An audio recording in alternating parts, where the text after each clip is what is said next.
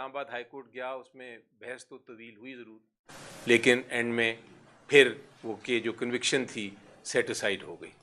इद्दत case file हुआ, उसमें भी बड़ा बात की गई, सज़ा भी मैनेज हो गई, लेकिन वो भी ख़त्म हो गया। तो मैं कौम को यकीन दिलाना चाहता हूँ कि अल कादिर केस भी इसी किस्म का झूठा केस है, और मुझे यकीन है कि जब ये हम अपील फ़ाइल करने जा रहे हैं कल, जब ये अपील फ़ाइल होगी तो इस्लामाबाद हाई कोर्ट इसको ख़त्म कर देगा। बदकिस्मती से ये सियासत करने की कोशिश कर रहे हैं अदालत के ज़रिए। अदालतों को हुकूमत ने एक मैदान जंग बनाया हुआ है, लेकिन इन केसों से उनकी जो सियासत है ख़त्म हो रही है, और जो कौम की मोहब्बत इमरान खान के लिए है और जो कौम की मोहब्बत PTI के लिए है वो बढ़ रही है।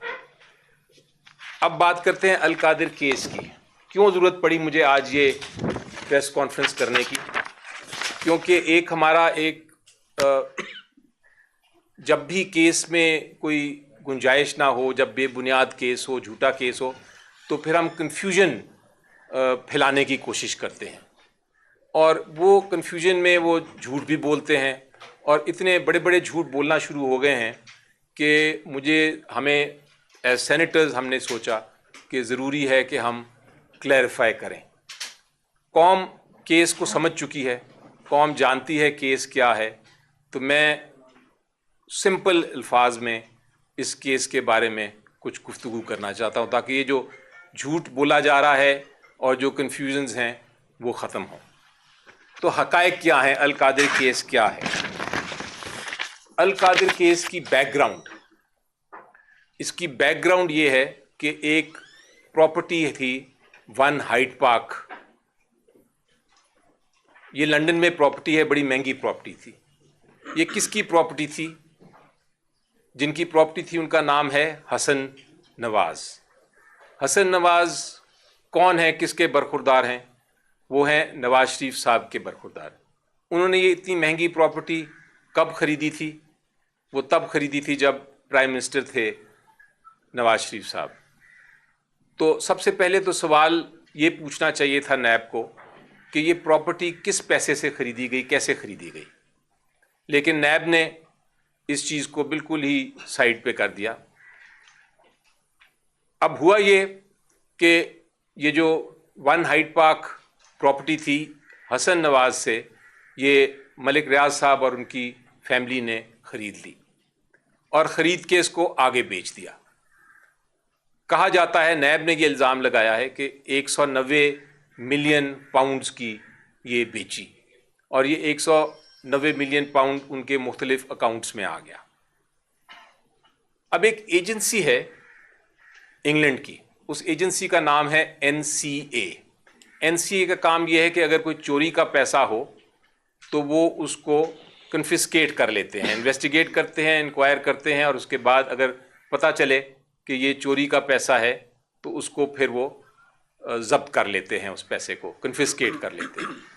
तो NCA को लगा कि ये जो 190 मिलियन पाउंड आ रहा है मलिक रियाज और उनकी फैमिली के अकाउंट्स में, ये उनको शक हुआ कि ये चोरी का पैसा है, तो उन्होंने फ्रीज़ कर दिया। उन्होंने फ्रीज़ कर दिया और अपनी एक इंक्वायरी शुरू कर दी। अब जब इंक्वायरी की तो इंक्वायरी के बाद उनको ये पता चला कि कोई हमारे पास सबूत नहीं है कि ये पैसा चोरी का है, तो उन्होंने NCA ने और मलिक रियाज साहब और उनकी फैमिली ने एक सेटलमेंट कर ली। वो जो सेटलमेंट है उसकी तारीख बड़ी ज़रूरी है, उसको कहते हैं फ्रेमवर्क एग्रीमेंट, और वो 6 नवंबर 2019 को ये एग्रीमेंट साइन की गई। इसमें हुकूमत पाकिस्तान या इमरान खान साहब की काबीना का कोई ताल्लुक़ नहीं है इस एग्रीमेंट के साथ। अब जब 6/11/2019 को ये एग्रीमेंट हो गई, तो उस एग्रीमेंट के तहत NCA ने, यानी जो NCA है UK की ऑर्गेनाइजेशन, उन्होंने डी फ्रीज़ कर दिया ये पैसा, और वो डी फ्रीज़ की डेट भी अहम है, वो है 22 नवंबर 2019 को। तो 6 नवंबर को एग्रीमेंट हुई और 22 नवंबर 2019 को उन्होंने ये पैसा डीफ्रीज कर दिया। अब यूके के कानून के मुताबिक आप अगर ये चोरी का पैसा हो तो आप डीफ्रीज नहीं कर सकते, आपको ये जब्त करना है। जब ये डीफ्रीज किया एनसीए ने तो इसका मतलब ये हुआ कि ये चोरी का पैसा उनके मुताबिक नहीं था। और उसके बाद ये 22/11/2019 के बाद ये पैसा जो था 103 मिलियन पाउंड्स जो था वो मलिक रियाज साहब ने सुप्रीम कोर्ट के अकाउंट में डाल दिया। ये कब डाला?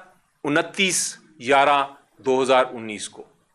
सो 6/11/2019, 22/11/2019 और 29/11/2019 जब ये पैसा आ गया, उस वक्त तक कोई काबीना का जजमेंट या फैसला या काबीना का कोई ताल्लुक वास्ता नहीं था इससे। ये बड़ी अहम चीज़ है जिस पे जाके मैं आगे मज़ीद बात करता हूँ। अब ये जब हुआ तो यहाँ एक सेकंड के लिए रुक जाएं। अब आ जाते हैं नैब के केस पे। नैब क्या कहता है? नैब ये कहता है कि ये जो 190 मिलियन पाउंड्स हैं ये असल में चोरी का पैसा है, और चूंकि ये चोरी का पैसा है इसलिए हुकूमत पाकिस्तान का इस पे हक है। और इमरान खान साहब की काबीना ने ये फैसला किया कि ये डीफ्रीज किया जाए, और इमरान खान साहब की काबीना ने ये फैसला किया कि ये पैसा जो है ये सुप्रीम कोर्ट के अकाउंट में आए। ये है इल्ज़ाम। सो अमारत जो खड़ी की है पूरे केस की, और ये मैं बतौर वकील भी आपको बता रहा हूँ, जो पूरा केस है नैब का अल कादिर केस, वो ये है कि ये पैसा जो है ये चोरी का पैसा है। पूरा केस फाउंडेशन इसके ऊपर जो नैब की प्रोसिक्यूशन है उसके ऊपर बेस्ड है, और जजमेंट भी इसी के ऊपर बेस्ड है कि ये चोरी है का पैसा है। अब चोरी के पैसा हवा में तो आप नहीं कह सकते कि चोरी का पैसा है। चोरी का पैसा साबित करने के लिए आपको कोई अदालती फैसला चाहिए, या पाकिस्तान की अदालत का या बाहर की अदालत का, जो ये कहे कि चोरी का पैसा है और ये हुकूमत पाकिस्तान का पैसा था। लेकिन इसके बरक्स हमने देखा कि फ्रेमवर्क एग्रीमेंट जो कि 6 नवंबर 2019 को एनसीए ने ये फैसला किया कि चोरी का पैसा नहीं है, इसलिए इसको डीफ्रीज कर दिया। जो डीफ्रीजिंग ऑर्डर है वो 22/11 को एनसीए ने पास किया, और उसके बाद जो 103 मिलियन आने की इजाज़त दे दी पाकिस्तान, वो भी जो एनसीए ने किया उससे जाहिर होता है कि ये चोरी का पैसा नहीं है। अब आप जजमेंट देखें, एक जजमेंट भी आ गई सुप्रीम कोर्ट ऑफ पाकिस्तान की, और एक जजमेंट आ गई इसके बाद इंग्लैंड की हाई कोर्ट की। उन जजमेंट में भी ये फैसला किया है कि ये प्रोसीड्स ऑफ क्राइम नहीं है, यानी कि चोरी का पैसा नहीं है। लेकिन सबसे ज़रूरी चीज़ जो मैं पेश करना चाहता हूँ वो है आपकी स्टेटमेंट। जो नैब का जो मेन विटनेस आया ट्रायल कोर्ट में, वो क्या कहता है इसके बारे में। PW35 उनका जो इन्वेस्टिगेटिंग अफसर है वो क्या कहता है। सबसे अहम और सबसे ज़रूरी जो डॉक्यूमेंट है वो मैं आपके सामने पढ़ना चाहता हूं। अगर आप ये देखें, ये मेरे सामने डॉक्यूमेंट है। वो कहता है, ये ओथ पे कह रहा है ट्रायल कोर्ट में, there is nothing on record of this reference that Malik Riaz और अली रियाज बोथ को accused had been convicted in any criminal case. So वो कहते हैं, जब उनसे पूछा गया क्रॉस एग्जामिनेशन में कि भाई ये प्रोसीड्स ऑफ क्राइम है, कोई कन्विक्शन है इसकी, जो प्रोसीड्स ऑफ क्राइम बनते हैं कि जुर्म का पैसा है, तो आईओ साहब कहते हैं ऐसी बात नहीं है, कोई चीज़ रेफरेंस पे रिकॉर्ड नहीं है, वो ये इसको मानते हैं। इसके आगे क्या कहते हैं वो, इसी क्रॉस एग्जामिनेशन में वो कहते हैं as per record collected by me during investigation there is no report by financial monitoring unit approving any action against any transaction in the above said accounts. यानी वो कहते हैं कि कोई रिपोर्ट भी नहीं है इन्वेस्टिगेटिंग यूनिट की, नैब की, किसी और की, कि ये अकाउंट्स जो हैं इसमें कोई सस्पिशियस ट्रांजैक्शन हो रही है। आगे कहते हैं I do not know as to whether any reference was filed by NAB under the any Anti-Money Laundering Act 2010. कहते हैं कोई रेफरेंस भी नहीं फाइल हुई इस पैसे के बारे में कि ये चोरी का पैसा है. I do not know as to whether any court of law in Pakistan declared the aforesaid amount as proceeds of crime for any offense. कहते हैं किसी अदालत ने ये नहीं कहा कि ये जुर्म का पैसा है. इसके साथ एक और बड़ी इंटरेस्टिंग बात करते हैं यही आईओ इसी एविडेंस में, वो भी मैं आपको पढ़ के सुनाता हूं.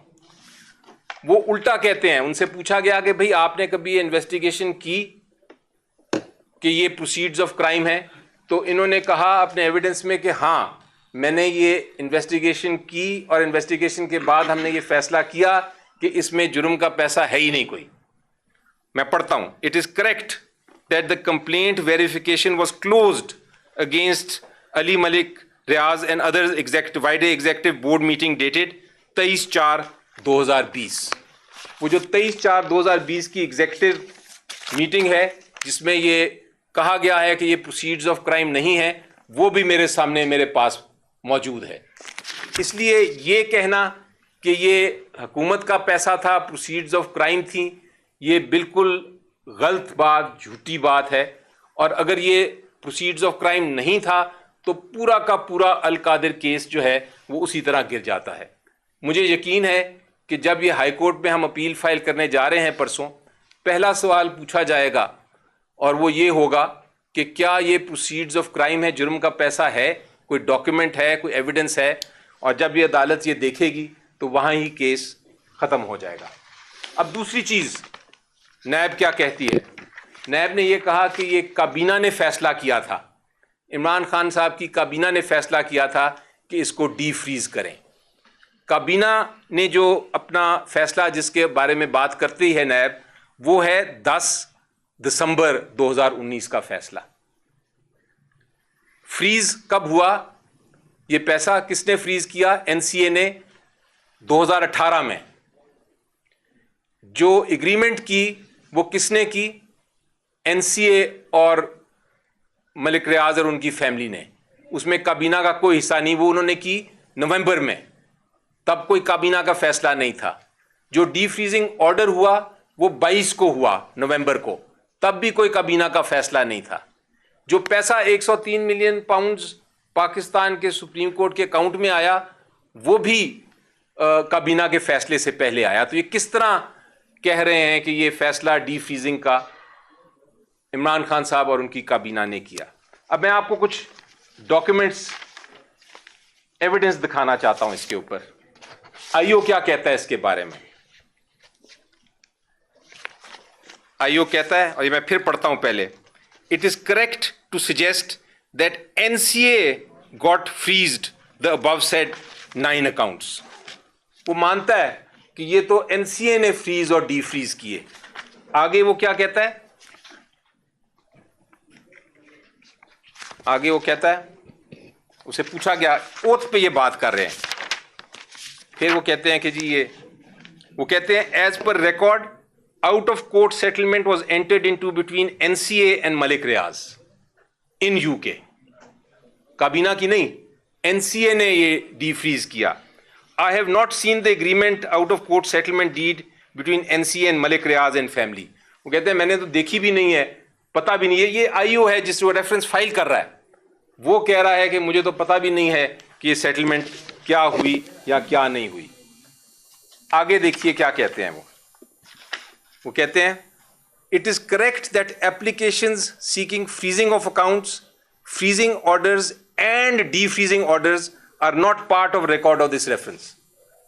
कहता है रेफरेंस में मैंने फाइल भी करने की जरूरत नहीं समझी क्योंकि वो तो बाहर हुआ था, वो तो यूके में हुआ था. फिर ये कैसे इल्जाम लगा रहे हैं, जो मिनिस्टर्स भी बोलते हैं पीएमएलएन के, और जो जज साहब ने भी कहा कि ये काबीना ने फैसला किया डी फ्रीजिंग का. अब आप आगे देखिए क्या कहता है. I have not seen the settlement agreement, hence I cannot say whether it was right or wrong.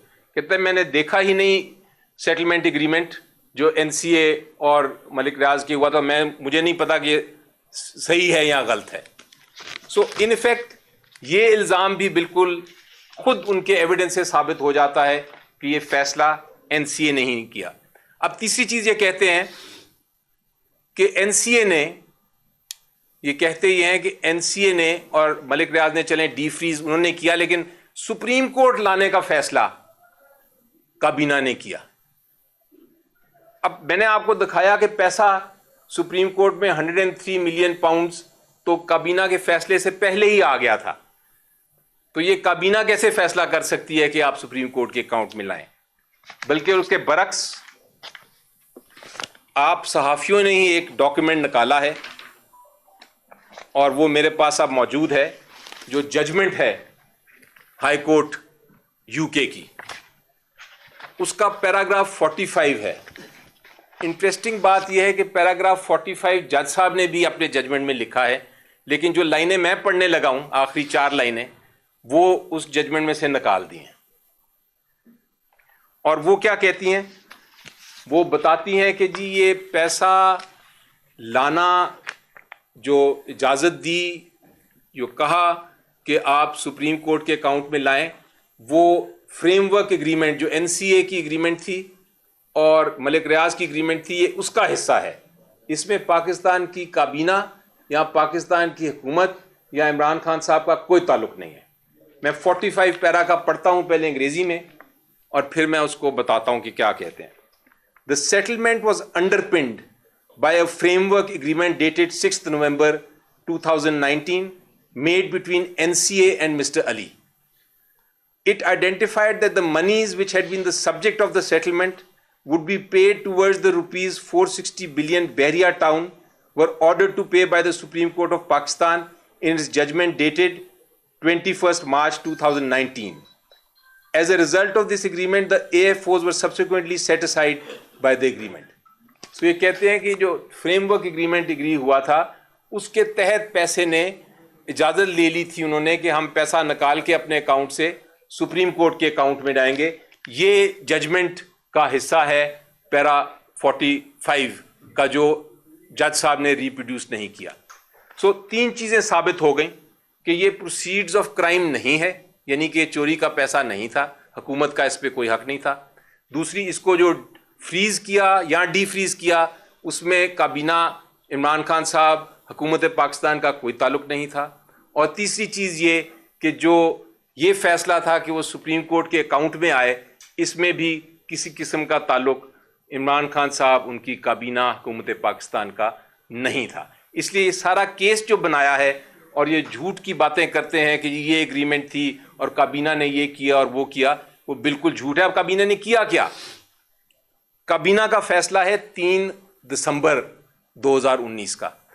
काबीना के सामने हुकूमत बरतानिया एनसीए ने ये रिक्वेस्ट दी कि जनाब हम जो आपको पैसा हमने इजाज़त जो दी है और जो पैसा आपके पास आ रहा है हुकूमत पाकिस्तान के पास फॉरेन एक्सचेंज की सूरत में जो सुप्रीम कोर्ट के अकाउंट में जाएगा, इसको आपने कॉन्फिडेंशियल रखना है।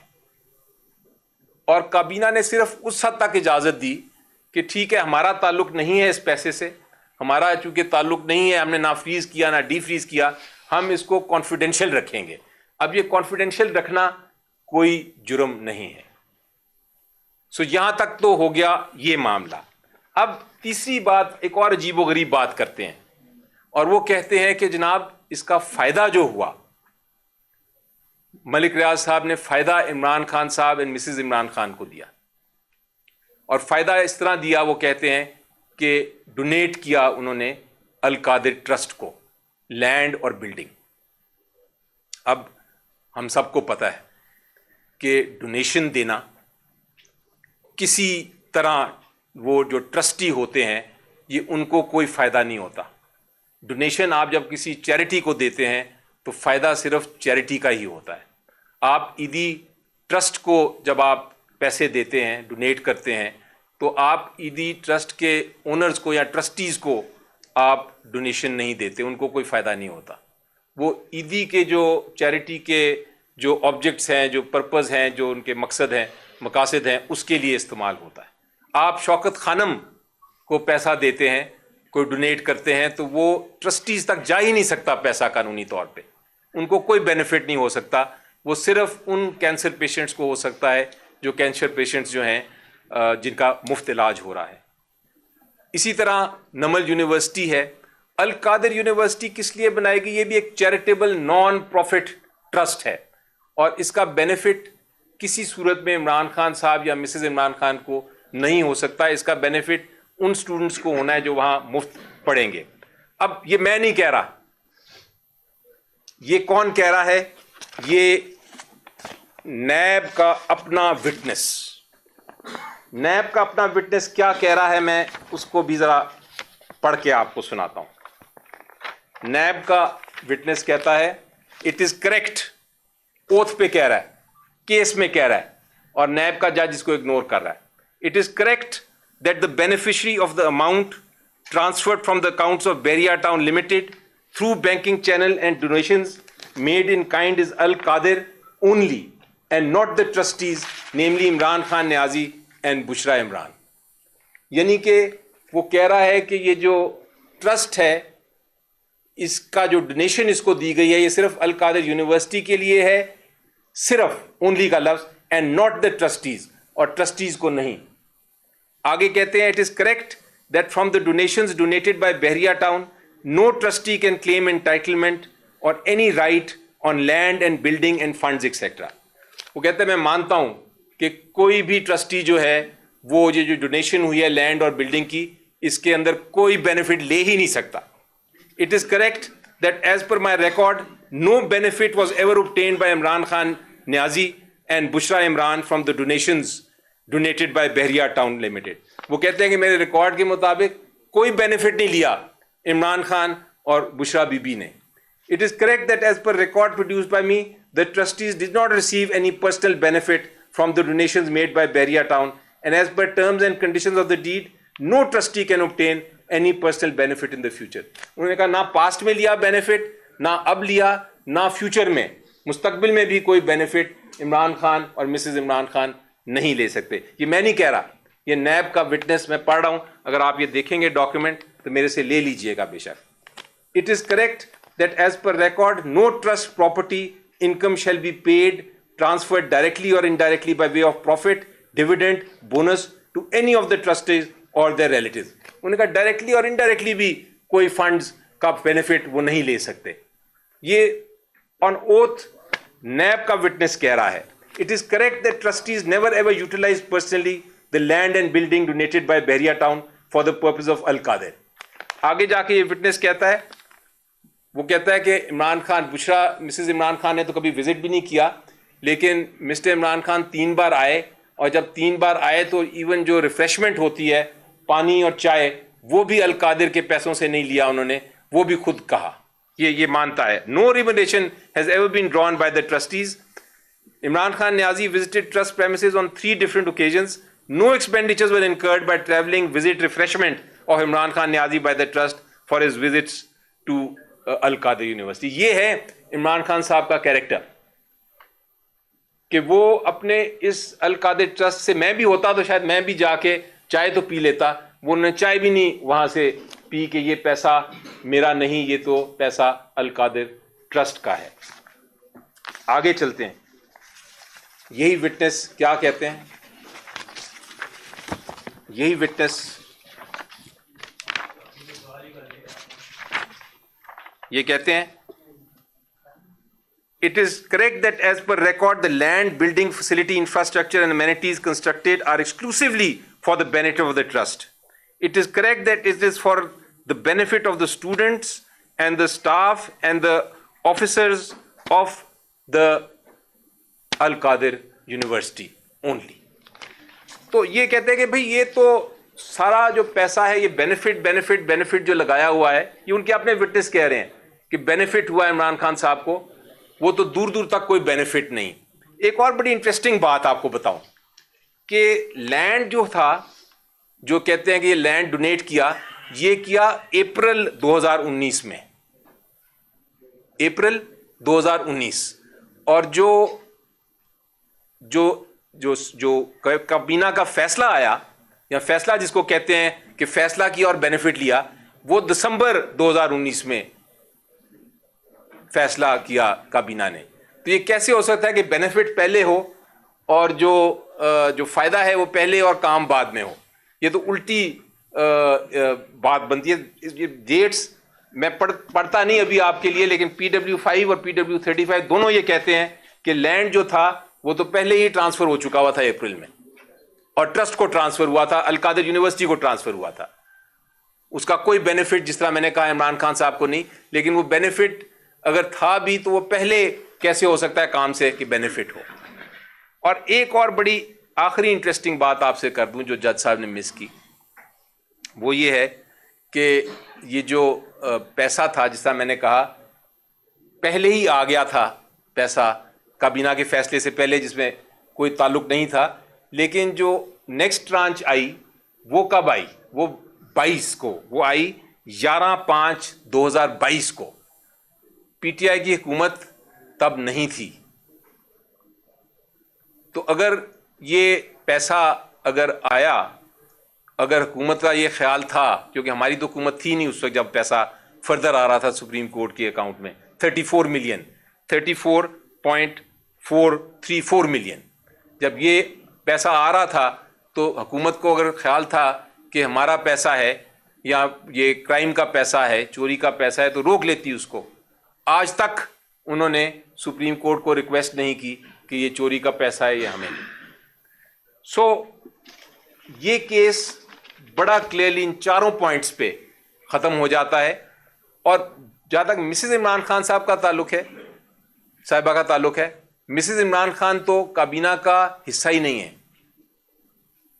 उनके खिलाफ केस प्योरली सियासी तौर पे बनाया गया। जैसा इमरान खान साहब ने खुद कहा, ये केस इसलिए बनाया गया क्योंकि वो उनको प्रेशर में रखना चाहते हैं, लेकिन उन्होंने कहा है कि मैं प्रेशर नहीं लूंगा इस चीज़ का। और उन्होंने यही कहा है कि इस केस को अब आप हाई कोर्ट में कंटेस्ट करें।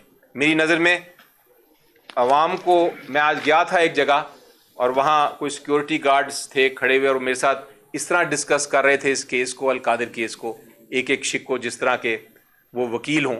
तो यकीनी तौर पे अब जो मैंने कहा है, जो मैंने बातें बताई हैं, अब आप खुद ही इसको जज करें कि ये केस में कितनी जान है। बाकी जो और कन्फ्यूजन क्रिएट करने की कोशिश करते हैं उसको अपने दिमाग से निकाल दीजिए। ये 4 पॉइंट्स ही देखेंगे आप तो आपको नज़र आएगा कि ये केस जो है वो फैक्चुअली बिल्कुल बेबुनियाद झूठा मुकदमा बनाया गया है और कोई शक नहीं है कि ये ख़त्म हो जाएगा इंशाल्लाह।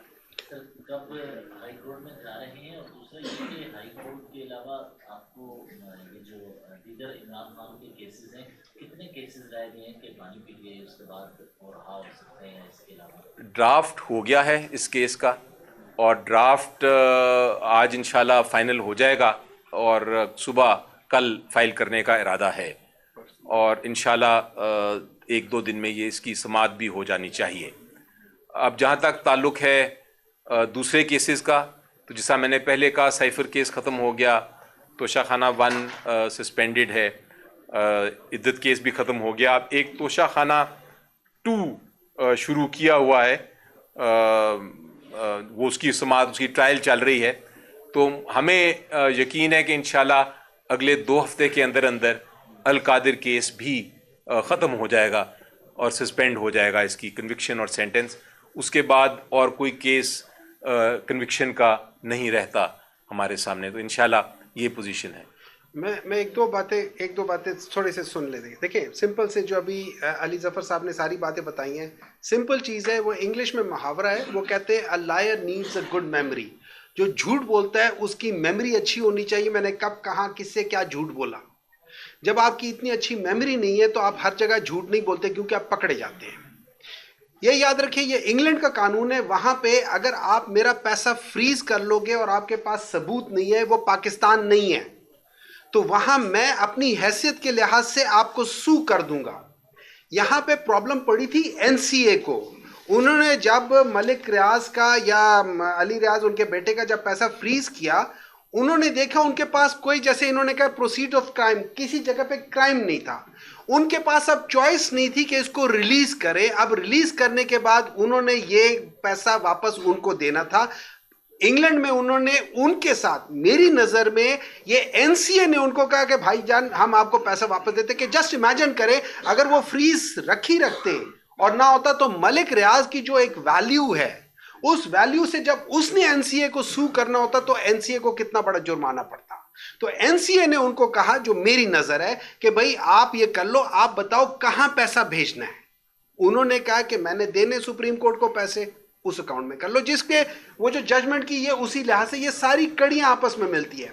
फिर जैसे बुशरा बीबी की बात करते हैं कि जी उनके नाम पे था, ये याद रखे पाकिस्तान का जो ट्रस्ट एक्ट है उसके लिहाज से पहले आपके पास लैंड होना चाहिए, तब आपके पास ट्रस्ट बनेगा। उन्होंने एज अ ट्रस्टी वहां से लिया और ट्रस्ट को दे दिया। It was just receiving, no physical transfer of money, it was just like that. जैसे हमारे लोग वहां पे कोई बाहर से कोई आते हैं, वो कहते हैं हम पाकिस्तान को ये देना चाहते हैं, तो जो हमारा मिनिस्टर होता है या प्राइम मिनिस्टर होता है वो एक चीज लेके कर लेता है, क्या वो अपने साथ ले जाता है? नहीं लेकर जाता। यहां पे हर एक जगह पे झूठ बोला गया है और हर एक आदमी उनका झूठ बोलता है। आप, मैं उनकी माइंड सेट बताता हूं, उनका माइंड सेट दो के आप में से किसी का बच्चा अगर एक्सीडेंट से बच जाए, आपको कि या अल्लाह तेरा शुक्र है मेरा बच्चा बच गया। उनका माइंडसेट क्या है? उनका माइंडसेट पैसों वाला है, इन्वेस्टमेंट का है। वो एक मां अपने बच्चे के बारे में कहती है कि जब मुझे पता चला ये गाड़ी तेज चला रहा था, मैंने उससे कहा कि मेरी 30 साल की इन्वेस्टमेंट खराब कर रहे थे तुम।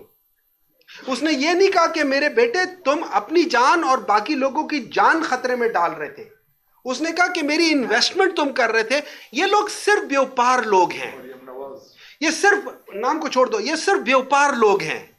इनको हर जगह पे व्यापारी नजर आती है, हर चीज में इन्वेस्टमेंट नजर आती है, हर चीज में पैसा नजर आता है।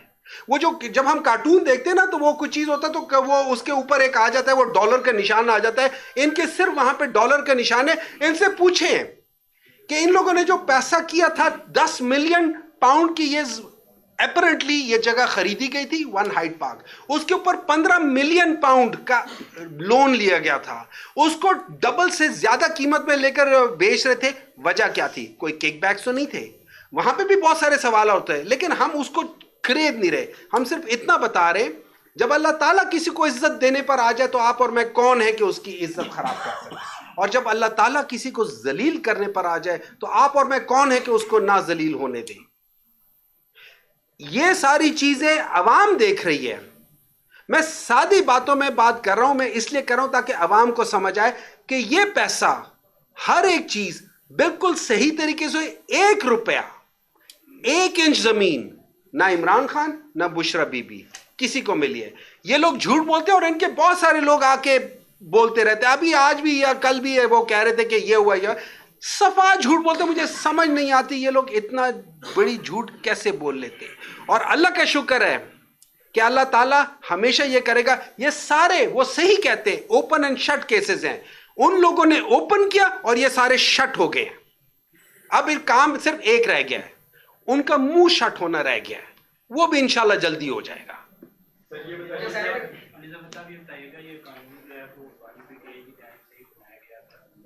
आप समझते हैं कि ये इसके मुताबिक जो है उनको सजा हुई है, तो आप समझते हैं कि उनकी गलती थी या फिर मकाफात अमल कह सकते हैं? और दूसरा, कोई एहतजाज पीटीआई की जानिब से आएगा जब सजा हुई है? कौन से कानून की बात करें? इस कानून के मुताबिक उनको सजा दी है। नैब का कानून नहीं, देखिए नैब का कानून जो है वो तो बना था 79 में, उसके बाद उसकी अमेंडमेंट्स हुई, हमने नहीं बनाया था। लेकिन इस कानून में अमेंडमेंट ज़रूर नई हुकूमत लेके आई थी, जो करंट हुकूमत है, और उस अमेंडमेंट के मुताबिक काबीना का जो फैसला है वो चूंकि कलेक्टिव फैसला होता है तो उसके ऊपर, उस फैसले के ऊपर नैब का केस नहीं बन सकता। उस अमेंडमेंट के मुताबिक भी ये केस जो है वो डिसमिस होना है उसने। लेकिन मैंने इसलिए नहीं गया उस लीगल पॉइंट पे, कानूनी नुक्ते पे, क्योंकि हकायक ही इतने क्लियर हैं, इतना वाजे हैं कि किसी किस्म का जुर्म नहीं हुआ, कि मैंने सोचा कि मैं पहले हकायक तो क्लियर करूं और उसकी जो कन्फ्यूजन क्रिएट करने की कोशिश की। और मैंने जो कुछ कहा वो मैंने रिकॉर्ड के मुताबिक कहा, मैंने आपको पढ़ के सुनाया, आपके साथ डॉक्यूमेंट्स भी शेयर कर लूँगा। इसलिए मुझे कोई किसी किस्म का अभाम नहीं या कन्फ्यूजन नहीं है कि ये केस अपील में जाके ख़त्म होगा इंशाल्लाह। सर ये बताइएगा, जब ये 190 मिलियन पाउंड रिकवर हो रहे थे तो उस वक्त का जो ARU एसेट रिकवरी यूनिट था उसका इस सब में क्या रोल था, क्योंकि ये जो केस बने इसमें बैरिस्टर शहजाद अकबर साहब भी एज ए मुलजिम इन्वॉल्व हैं, तो उनका क्या रोल था? और सर दूसरा ये बताइएगा, इमरान खान साहब खुद भी जब करप्शन का जिक्र करते थे तो वो ट्रांसपेरेंसी इंटरनेशनल को कोट करते थे। जब ये डील हुई उसके बाद जो ट्रांसपेरेंसी इंटरनेशनल प्रेस रिलीज अपनी जारी की, जो स्टेटमेंट जारी की, उसमें उन्होंने कहा कि this money belongs to the people of Pakistan. तो इन दो सवालों को सर काइंडली जी देखें, ये जो आपका सवाल है ये मैंने कोशिश की है अभी बताने की आपको, उन्हीं की एविडेंस से पढ़ के। फ्रेमवर्क एग्रीमेंट हुआ 6/11/2019 को। ये फ्रेमवर्क एग्रीमेंट था जिसमें सेटलमेंट हुई कि इसको डी फ्रीज करना है, ये प्रोसीड्स ऑफ क्राइम नहीं है। ये इससे हुकूमत का कोई ताल्लुक नहीं था। ये हुआ NCA और मलिक रियाज एंड फैमिली के दरमियान। इसलिए ये कहना कि ये इमरान खान साहब की काबीना ने किया दुरुस्त नहीं। उसके बाद ये डी फ्रीजिंग ऑर्डर हुआ 22/11/2019 को। उसमें भी उस वक्त तक तो काबीना का फैसला ही कोई नहीं था। तो ये 22/11/2019 को जो डी फ्रीजिंग की, ये भी NCA ने की, हुकूमत बरतानिया ने की, उनकी ऑर्गेनाइजेशन ने की। फिर जो 103 मिलियन पाउंड आया पाकिस्तान में, जो लेके आए सुप्रीम कोर्ट के अकाउंट में, वो था 29/11/2019 को। 29/11/2019 को भी काबीना का कोई फैसला नहीं था।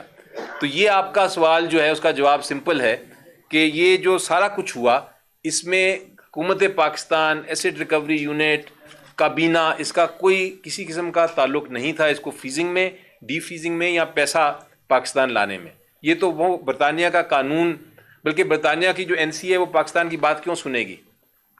हाँ, अगर जी एक आज जो आपने कहा था ना कि वो जो कह रहे हैं कि ये पाकिस्तान का पैसा था, ये याद रखें ये मलिक रियाज का पर्सनल पैसा था ना। मलिक रियाज किसी लिहाज से कोई मिनिस्टर, कोई पोस्ट, कोई पाकिस्तान की किसी लिहाज से हुए, तो ये पब्लिक मनी नहीं थे, ये उनका अपना जाती पैसा था। उन्होंने भेजा था, उनको शक पड़ा कि ये मनी लॉन्ड्रिंग है। मनी लॉन्ड्रिंग प्रूव नहीं हुई। जब मैं पैसा बाहर भेज रहा हूं एक प्रॉपर्टी, अपनी प्रॉपर्टी खरीदने के लिए, और मैं प्राइम मिनिस्टर रहा हूं 3 दफा, ना मैं फाइनेंस मिनिस्टर रहा हूं, और ना मैं चीफ मिनिस्टर रहा हूं, मैंने अपना पैसा भेजा है वहां पे, उन्होंने कहा तुम्हारा पैसा हमें शक क्या करे, बाद में उनको नहीं पता चला कि ये पब्लिक मनी है ही नहीं, ये प्राइवेट मनी है। तो ये कह देना कि ये अवाम का पैसा, ये अवाम का पैसा नहीं था।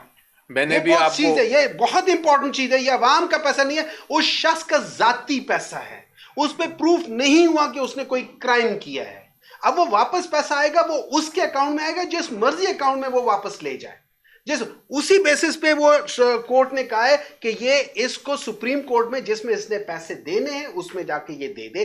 That is what it is. तो इसका ये कह देना कि कोई चीज है बिल्कुल गलत है। सारे झूठ बोलते हैं, झूठ बोलते रहे हैं, झूठ बोल रहे हैं, ये झूठ बोलते रहेंगे। पिछले 40 साल से आप सबके साथ ये लोग झूठ बोलते रहे। 1985 का पाकिस्तान देख ले कहां था, आज का पाकिस्तान देख ले, 2018 से पहले का पाकिस्तान देख ले कहां था। एक एक चीज इन्होंने झूठ बोली है और पाकिस्तान को इन्होंने दबो के रख दिया है। और ये वक्त आ गया है कि असल इनको प्रॉब्लम पता है क्या है? आप सबको इमरान खान ने, आप सब मीन सारे यंगस्टर्स बैठे हुए हैं सिवाय हमारे, आप सबको बाशऊर कर दिया है। आप सबको एक एक चीज समझा दी है। आज हर एक बंदा गांव में हर जगह पे बैठ के ये सारी चीजें डिस्कस कर रहा है, आर्टिकल्स डिस्कस कर रहा है, कॉन्स्टिट्यूशन डिस्कस कर रहा है। आज हर जगह पे ये प्रॉब्लम इनको ये है कि यहां पे उनकी दुम पे पैर आ गया है, तो ये लोग सब चीखे मार रहे हैं। और इसमें मैं ऐड कर दूं आपको कि जो भी मैं पढ़ के सुनाया, ये इतराफ़ या एडमिशन उनका अपना IO कर रहा है और वो कह रहा है कि इसका गवर्नमेंट के साथ कोई ताल्लुक नहीं था। ये डी फ्रीजिंग का ऑर्डर और लाने का जो पैसा आने का ऑर्डर ये NCA ने किया है। मैंने आपको पढ़ के सुनाया है उनका स्टेटमेंट और नोट। सेनेटर साहब ये बताइएगा कि सिविल नाफरमानी की तहरीक जो थी आपकी पार्टी की जानिब से मौखर की थी आपने इस वजह से कि एक तो मुल्क के खातिर, दूसरा मुज़ाकरात भी चल रहे थे। मुज़ाकरात का तीसरा दौर तो हमने देख लिया, हुकूमत किस तरह वो मुज़ाकरात के हवाले से उन्होंने प्रेस कॉन्फ्रेंस को बता दिया। और बैक राउंड पे जो आपके मुज़ाकरात हो रहे थे बराह रास्त एस्टेब्लिशमेंट से, उसके हवाले से भी कोई पेशरफ्त है? क्योंकि मुज़ाकरात के तीसरे दौर के बाद ये फैसला आया है तो ये जो इद्दत में निकाह का केस है ये 2 भी शुरू हो सकते हैं, बाकी भी शुरू हो सकते हैं। अगर तो आप इसको मजीद मौखर करते हैं, आप क्या कहेंगे?